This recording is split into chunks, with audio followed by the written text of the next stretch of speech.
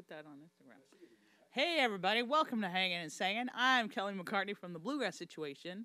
With me today at Hillbilly Central, Becky Warren. Welcome. Thank you. So Excited glad to be here. So glad to have you. We are going to talk about your latest release, War Surplus. It is, for the people who don't know, it's the story of Scott and June. Mm-hmm. Scott is an Iraq War veteran. Mm-hmm. Or he enlists. They meet. He enlists. He goes away. He comes back, and it has traces of your own story, but it's not a complete duplicate. So, taking it out of your own personal thing, putting it in a fictional setting, but also taking it out of the political realm and putting it in the personal realm. That was key, right? Both of those elements. Those were both really important to me, yeah. Yeah. So how challenging was it to sketch those characters out? Did you do any sort of almost prose like a novelist or screenwriter would do and sort of sketch out their background and so you really knew who they were? I did a little bit of that, especially with June, because for some reason Scott came to me much more easily. Mm-hmm. I really had a sense of him, and June was much harder for me, and so I did a lot of kind of writing about her and what she might be like and trying to think of what kind of music would she listen to and, you know, what was she doing before she met Scott and all that sort of thing to help myself be able to write about her. Yeah. Because you needed to be able to step into her shoes without them being your shoes. Right, exactly, yeah. Which is a challenge because she and I had similar experiences in a lot of ways. Yeah. So, Call Me Sometime, first song on the record. It won the 2014 Merle Fest songwriting competition and the 2015 Kerrville New Folk competition. As nice as those sorts of professional accolades are, were they as important to you as sort of the personal stories that I'm sure you've been flooded with? No, hearing from veterans and veterans' family members about this record means more to me than anything. And there have been a couple of reviews that were written by veterans that mean so much to me. Because I'm not a veteran myself, so especially hearing other people say that they feel like I captured something true in the experience that they had is really gratifying and humbling, and I'm really grateful for everybody who's written to me or come up to me at a show to talk about their own experiences. Do you have a favorite story? Gosh, I don't know. One thing that has happened to me a couple times that's really hard is people will come up to me who have a family member who is struggling currently with PTSD, the way Scott does at the end of this album and the way my ex-husband did in my own life. And sometimes they can be really upset, and sometimes they didn't know what they were getting into. They went to see a show I was opening or something, and then suddenly there's this experience that's really real for them. It's hard to talk to them, but it's also, my ex-husband, for instance, is doing much better now, and and I have talked to a lot of veterans who have come out of that hard time. So it's, on the one hand, I can tell them, well, for a lot of people, it can get better. Right. But I think also just being heard means a lot to people and feeling like, you're not alone in this experience because, caring for someone with PTSD can be a really isolating experience. It feels like you're the only one in the world that's doing that. Sure. And there was a veteran who's now a community organizer of sorts. He was on Oprah's Super Soul Sunday a few weeks ago, and I was watching it. And he was saying how when vets come home, most people don't know how to act, and they don't know what to say. And so they act like nothing's changed, and they just don't say anything. But he said that's the perfectly wrong thing to do, that everything has changed, and that needs to be acknowledged. And the vets need to talk about stuff. So, he was saying just asking questions and, you don't have to force them into the conversations, but he was like, they need to talk about it. Was that your experience? Well, I think it's different for everyone. I mean, there are some people who I'm sure really need to talk about it. And then there are some people I've met who say, no civilian can really understand this, so I don't, But there are amazing programs. I mean, I'm sure you know about some of the programs that do songwriting with vets. Mary Gaucher. Yeah, she has one that's fantastic. Yeah. There are some veteran writers programs for writing. Mm-hmm. There's the guy that did the cover of my album, a visual artist who helps vets pulp their own uniforms and turn them into paper and then make prints on them. And it's really amazing. So I think, there are different ways for everybody to get through the experience. Yeah. But yeah, certainly for a lot of people talking about it. And one of the songs was based on a book that a vet wrote. Yeah. And you kind of got his stamp of approval. Yeah, which was another thing that was a real high point for me of making this record. Colby Bazell, who was one of the first military bloggers in the Iraq War, he went in kind of the first wave in 2003. And he, once he got home, he turned his blog into a book called My War, Killing Time in Iraq. Right. And it just made such an impression on me. It's sort of Hunter Thompson-esque.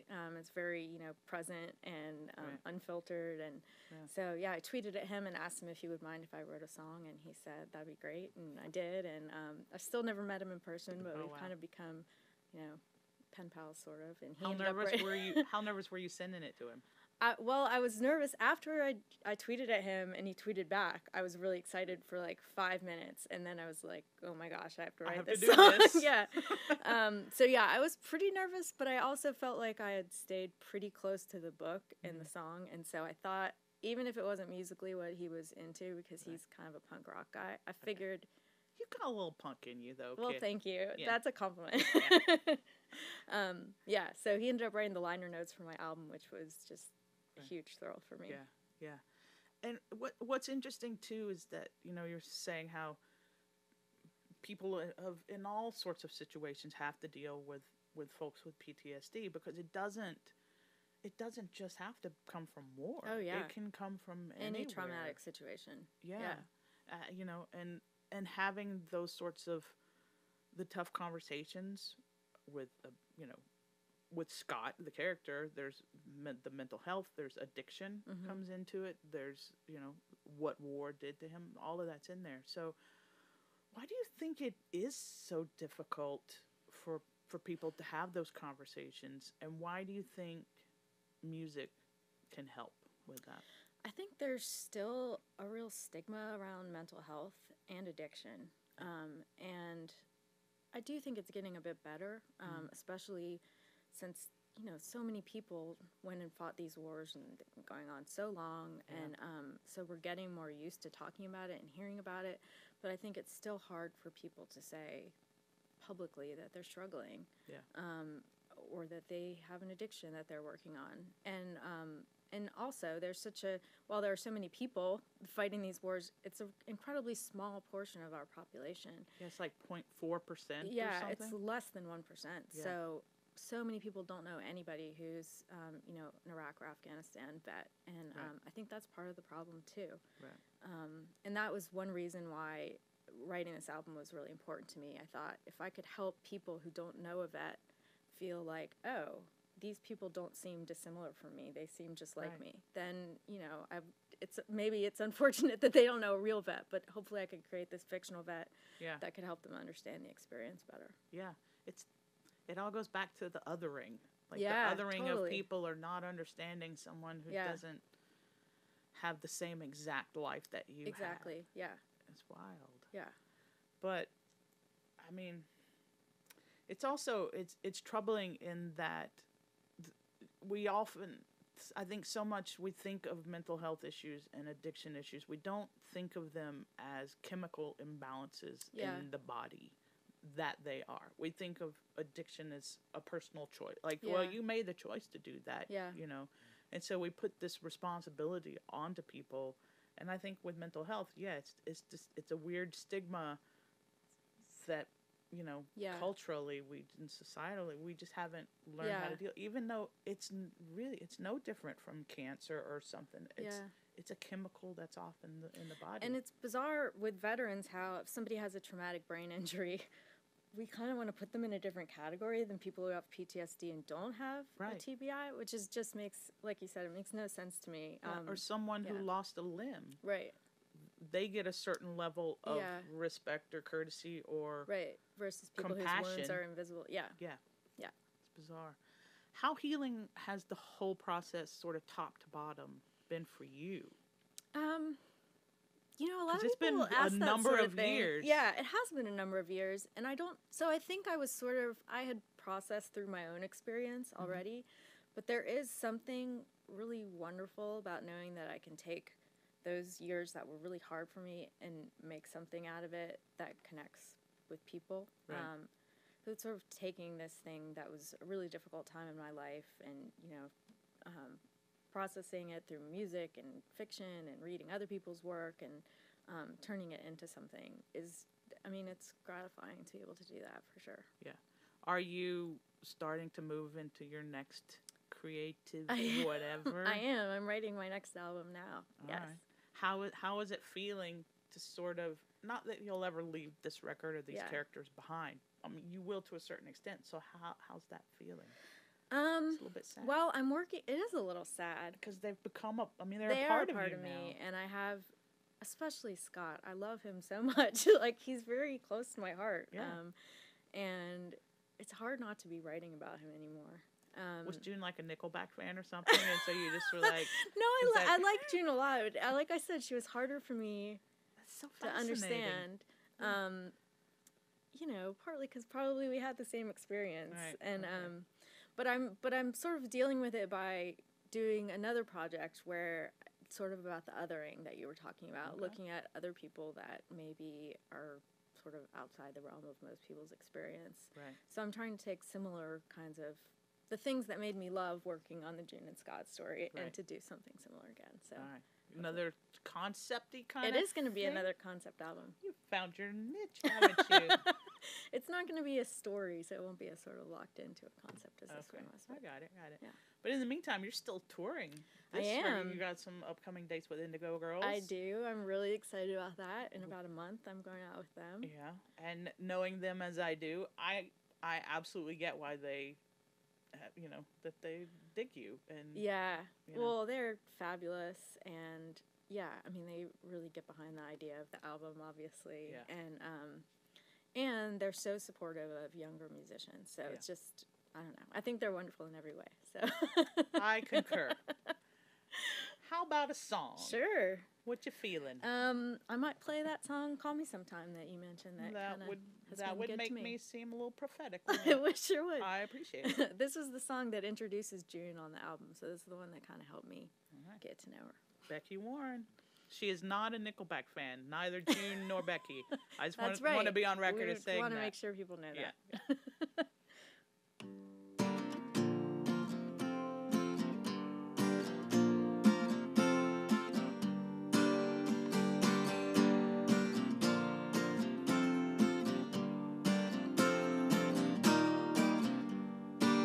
Well, I used to have a heart, but I had to cut it loose. Now there's nothing in my chest but a mess of bad news. A 7-high poker hand, a pawn shop, wedding band, a coffee mug, a bottom shelf booze. If you wanna drown your heart in gasoline, make believe.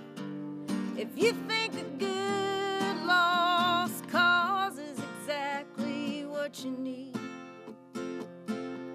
If you got a taste for poison with your wine,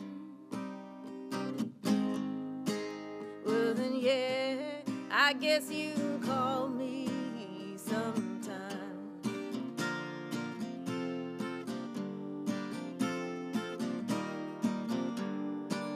I went to preachers and healers till I wore myself down. I tried pills, I read books, but nothing ever worked out. Ain't a decision, it's a terminal condition. I never feel what they write those songs about. You wanna drown your heart in gasoline and make believe. If you think a good lost cause is exactly what you need. If you got a taste for poison with your wine,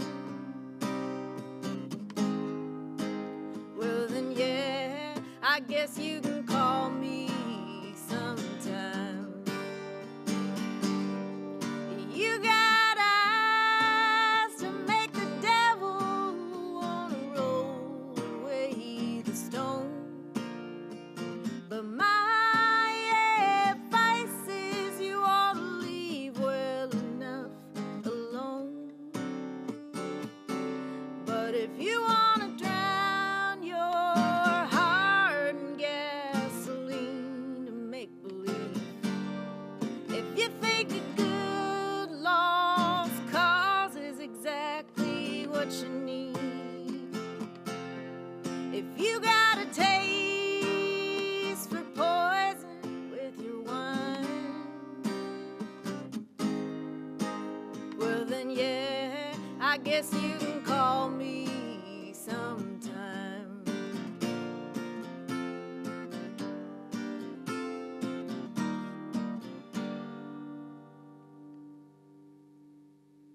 Becky Warren would Call Me Sometime.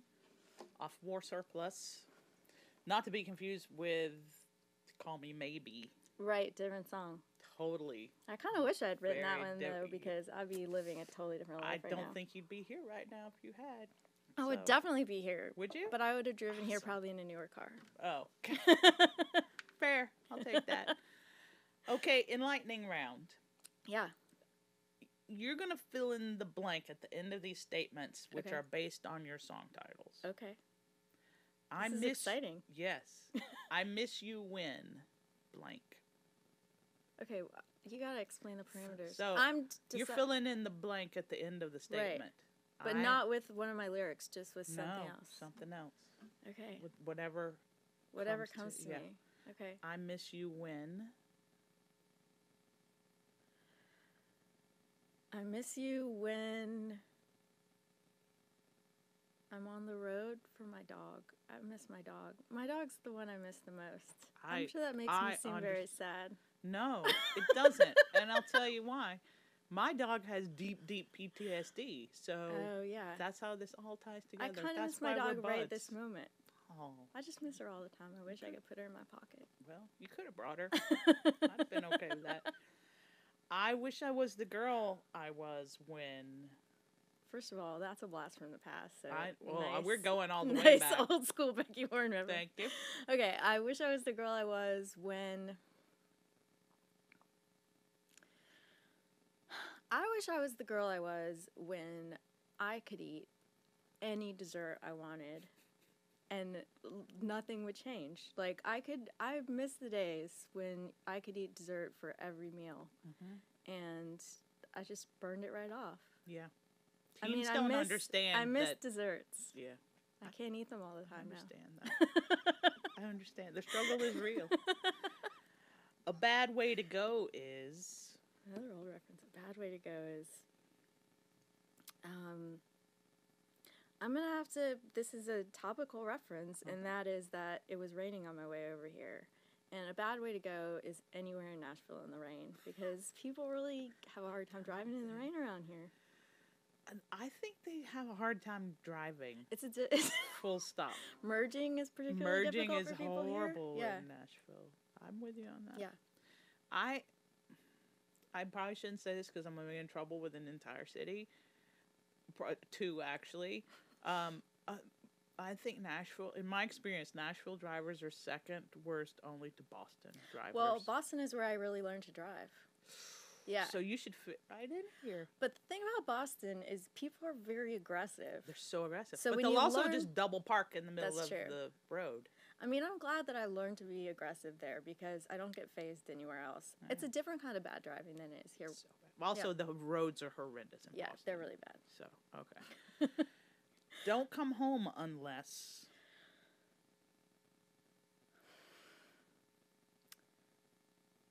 Don't come home unless... Gosh, these are really hard. They're your Ellie. song titles, Becky. Well, I didn't know I was going to be quizzed on them someday. Well, think about this going forward now. Don't come home unless... Oh my gosh. This is going to change my whole next album. See? It's I'm terrible. here for you. So don't come home unless you have a really good song idea for my next album because I really need them now, Okay. and people should send them. Okay. Or if they come visit my home, they should bring them. As you were singing, yeah, as you were singing, I was like, oh, we need to just like go to dinner or something and talk about this. Yeah. We'll bring Gelman with us too, Okay. because he'll have some ideas Perfect. for Let's do it. you. We'll be okay if. You know, a lot of us have been thinking a lot about when and how we'll be okay lately. Mm-hmm. I think we'll be okay if we don't give up, you know, Mm-hmm. which is really hard on some days. So hard. But if I we think, stick together too. yeah, I think that's true for a lot of things. Like, you know, eventually we'll be okay if we keep pushing forward and keep working. And I'm thinking about struggling with mental health too. It's struggling with addiction. It's the same thing. Yeah. One foot in front of the other. Yeah. Last one. Okay. Anything that lasts is. Anything that lasts is worth having around if it's a good thing that lasts. Yeah. Yeah, because in that actual song, anything that lasts refers potentially to suicide, which isn't a good thing to last. Right. So that's not a good thing to last. But other things that last, love, family, those are good things. Okay. I like that. I guess I should say that some of these song titles were from your previous band, Yeah. The Great Unknowns. Yeah, that's why it was so hard. 2/3 of them I were, know, to it be was honest. tough. It was tough, yeah. You were good researchers on your team. Yes. All of the researchers. I will tell them you said Yeah, you appreciated pass the along my effort. compliments. Yes, indeed. Second song. Yeah. What you gonna do this one now? I was thinking of doing the other song you mentioned, the one I wrote about Colby Bazel's book, My War. I'm doubly prophetic today. Then You're we didn't excellent. even Researching, plan this. prophecies, you do it all. Love it. Making me look good, Becky Warren. Yeah. So this is the song about Colby's book, and it's called Stay Calm, Get Low. Killing time in Iraq, where the meaning of life is to make it back. Home's whatever you lean on to get you by. Out there beyond the wire, days are just smoke and fire, and half of what they told you is a lie. Stay calm, get low, this ain't no picture show. Stay calm, get low, just tell yourself you know. We're all gonna make it, shana na na na na na, shana na na na na na na, shana na na na na na na na. There's a factory about to blast. There's an IED with your name attached. But in a month the bombs will leave you bored. Ain't no need to fight it. Just take a cigarette and light it. You'll be amazed at what you learn to ignore. Stay calm, get low. This ain't no picture show. Stay calm, get low. Just tell yourself you know. We're all gonna make it. Shana na na na na na. Shana na na na na na na. Shana na na na na na na na. Shana na na na na na. Shana na na na na na na. Shana na na na na na na na.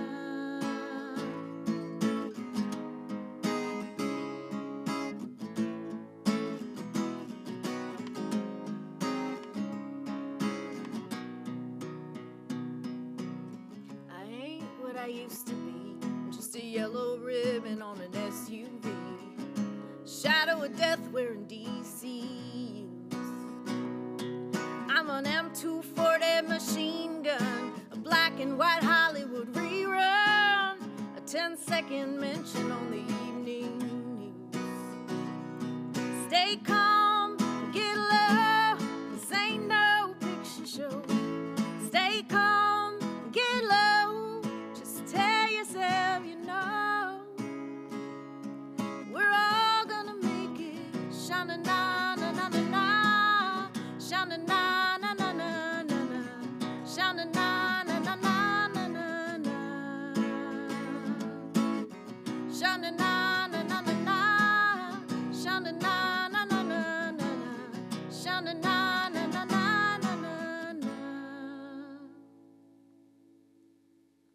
worn. Stay calm. Get low. Off War Surplus. Check the album out. If you love sort of Heartland, a lot of people compare it to like a Bruce Springsteen or sort of that kind of Heartland. I'll take that any day. Real person, rocky kind of thing. But also check out The Great Unknowns. Thank you. Dig back a little bit. Be like Kelly. Be like me. It's good stuff. You'll be glad you did. I do want to say, I'm glad you're here this week. Me too. In particular. Yeah. Let's give a shout out to your shirt. Shout out to my shirt. So I'm wearing you can't see it that well because of my guitar, but I'm wearing a USS Boxer shirt. And I do this thing where I wear unit shirts of veterans that I know. And this one is for Corey Xavier, who was served on the USS Boxer in the Navy. And Corey is a trans vet. So I've been thinking about him this week, and I sort of sent him a message before this. I didn't give him much notice, but I said, I'm probably going to wear your shirt. Is there anything you want me to say? And what he said is that he's been sort of surprised and sad that a lot of people that know and care about him haven't spoken up this week. And he said, he knows that, like, the president can't make policy by tweeting. Sure. And who knows what's going to happen. But he can send some big old ripples into the world. He can. And I think, the thing that Corey is saying and what I feel is that this isn't really a political question. I mean, you have people on both sides of the aisle. You have the Joint Chiefs of Staff saying, there's no reason for us to change our policy right now. It's working. Yeah. And so I think it's not really a political issue. No. A lot of military folks on both sides of the aisle feel like if people are fit to serve and want to serve and are serving honorably, let's let them serve. Yeah, and I don't think it matters how you feel about war.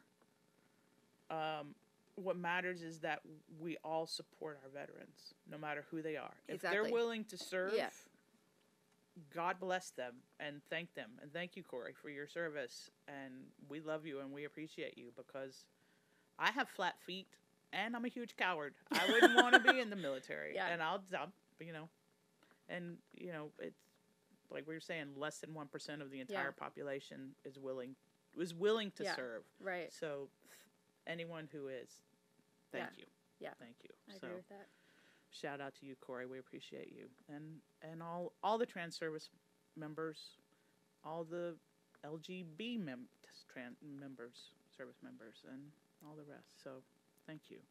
And thank you for shining a light on an important topic with this record. Oh, thank you. Thanks for having me. I look forward to consulting on your next. Okay, excellent. Let's see. Next week, Will Hogue. And August 11th, Ron Pope. August 18th, Johnny P. A lot of boys in August. I'm okay with that. Until then, over and out from Hillbilly Central.